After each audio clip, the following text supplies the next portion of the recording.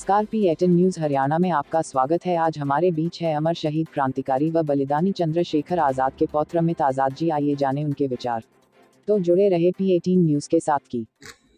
संदेश तो दिया जाए, पर उससे पहले हमें ये सोचना पड़ेगा कि हमारे देश के शहीद भगत सिंह, शहीद चंद्रशेखर आजाद जी, अशफाकुल्लाह खान ठाकुर, रोशन सिंह, राजेंद्र लाइडी या छत्रपति शिवाजी महाराणा प्रताप, झांसी की रानी, महर्षि दयानंद सरस्वती, वीर सावरकर, इनकी बायोग्राफी तो हम सब पढ़ लें, इंटरनेट पे पढ़ी, आप पढ़ लीजिए जाकर के। लेकिन तत्व क्या है?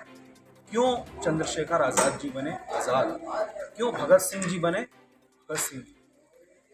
हमें उस पर जाना पड़ेगा। वो संकल्प क्यों लिया उन्होंने, उस संकल्प पर हमें जाना पड़ेगा, क्योंकि जब तक हम उस बीज को नहीं पकड़ेंगे हमें पेड़ पकड़ने का कोई फायदा नहीं। पेड़ गिर जाएगा, दोबारा कोई पेड़ नहीं निकलेगा।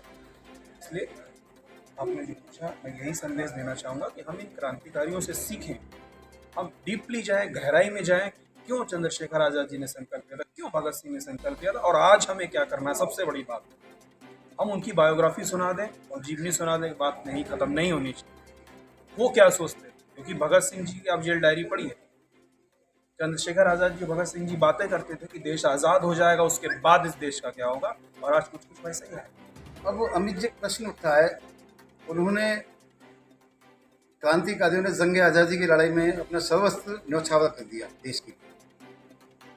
गत दशकों में जो हालात देश के हुए, तरह तरह घोटाले सामने आ रहे हैं, कहीं भ्रष्टाचार सामने आ रहा है, तो क्या उनकी आत्मा को क्या सुकून मिल रहा होगा इस तरह के जो हालात पीछे? देखिए, ये हालात हैं क्यों? मैंने कहा कि हम शहीदों को समझ नहीं पा रहे हैं, इसलिए उन्होंने ये सब किया। क्यों उन्होंने अपनी जानें कुर्बान की? यदि हम उसी विचारधारा में आ जाए, देखिए मैं शहीद का वंशज हूँ, और मैं ये नहीं कहता हूँ कि मैं ही शहीद का वंशज हूँ। ये सारे ही जो जैसे आज यहाँ शहादत दिवस मनाया, मैं तो इन सबको भी उनका वारिस क्यों मानता हूँ? क्योंकि ये शहीद मेरे लिए, हमारे परिवार के लिए नहीं, पूरे देश के लिए शहीद, पूरे मुल्क के लिए। आपके जो श्रोता सुन रहे हैं उनको बहुत अहम बात है कि शहीद चंद्रशेखर आजाद, शहीद भगत सिंह जी का वारिस पूरा देश है, क्योंकि वो सबके लिए शहीद हुए, सबके लिए उन्होंने अपनी जान दी। मैं अकेला ही नहीं, इसलिए सबको, हर एक व्यक्ति को उनके व्यक्तित्व को आत्मसात करना चाहिए। जैसा आपने कहा, ये घोटाला, ये भ्रष्टाचार, ये पता क्यों हो रहा है? आज सिर्फ अपने लिए और अपने लिए आदमी सोच रहा है, चाहे वो डॉक्टर हो, इंजीनियर हो, चाहे वो मकान बनाने वाले राजमिस्त्री हो, और छोटा सा एक बंजर की दुकान हो, पान की दुकान वाला हो। मैं उन सबसे ये पूछना चाहता हूँ, क्या हम देश के लिए कितना समय रोज देते? क्या हम एक बार भी ये सोचते कि मैं देश के लिए क्या कर रहा हूँ? चलो मैं अपनी रोजी रोटी कमा रहा हूँ, ठीक है, अच्छी बात है, अपना पेट तो सब पालता है, लेकिन देश के लिए हमने कितना, अगर रोज 5 मिनट भी, प्रत्येक करोड़ों देशवासी इस देश में 5 मिनट भी, ये सोल्यूशन है, ये कोई भाषण नहीं दे रहा हूँ, 5 मिनट भी यदि हम सोच लें हम देश के लिए क्या कर रहे हैं, अपने आजीविका से समय निकाल करके उसी समय देश विश्व गुरु बनने में देर। एक अमित जी बात आती है, अपनी बातों में पड़ोसी मुल्क पर हमला किया कि उनको आज़ादी का मतलब क्या पता। जिस तरह की टेररिस्ट एक्टिविटीज़ वो कश्मीर में कर रहे हैं, तो पाकिस्तान के लिए आप क्या मैसेज देना चाहते हैं? देखिए, उनके लिए मैं यही मैसेज देना चाहूँगा कि मैंने उस कविता में बोला कि माननीय बिहारी वाजपेयी जी की कविता है, और उस कविता में उन्होंने कहा है, अंग्रेज़ों के बल पर 2 टुकड़े पाए हैं, माँ को खंडित करके तुमको लाज नहीं। उन्होंने तो, भारत के शहीदों ने तो देश को आज़ादी दिलाई, और वो तो अंग्रेज़ों के बल पर 2 टुकड़े पा करके चले गए, अलग हो गए, और उसको फिर बदनाम कर रहे। इसलिए उनके लिए तो मैं यही कहना चाहूँगा, वो सिर्फ पहले अपने को संभालें, दूसरे को नहीं गिराना चाहिए। अटल जी ने भी उस कविता, उसमें सारा कुछ उस कविता में उन्होंने कहा भी, अपने घर आग लगाने का जो सपना वह सदा अपने ही घर खरा होता है, दूसरे के घर आग लगाने का जो सपना वह सदा अपने ही घर खरा होता है। अपने हाथों अपनी कब्र न खोदो, अपने पैरों आप गाड़ी नहीं चलाओ, नादान पड़ोसी आंखें खोलो, आज़ादी अनमोल न इसका मोल गवा, पर तुम क्या जानो आज़ादी क्या। एक अमित जी आपने एक बात और कही कि आज का पेरेंट्स ये सोच रहा है कि मेरा बच्चा डॉक्टर बने, इंजीनियर बने, बट उनकी सोच अभी ये नहीं पहुंच रही कि मेरा बेटा देश भक्त है। हाँ, देखिए, इस पर मैं ये कहना चाहूँगा कि देखिए, हम सबको सोचना पड़ेगा, आखिर देश में अच्छे लोग कहाँ से?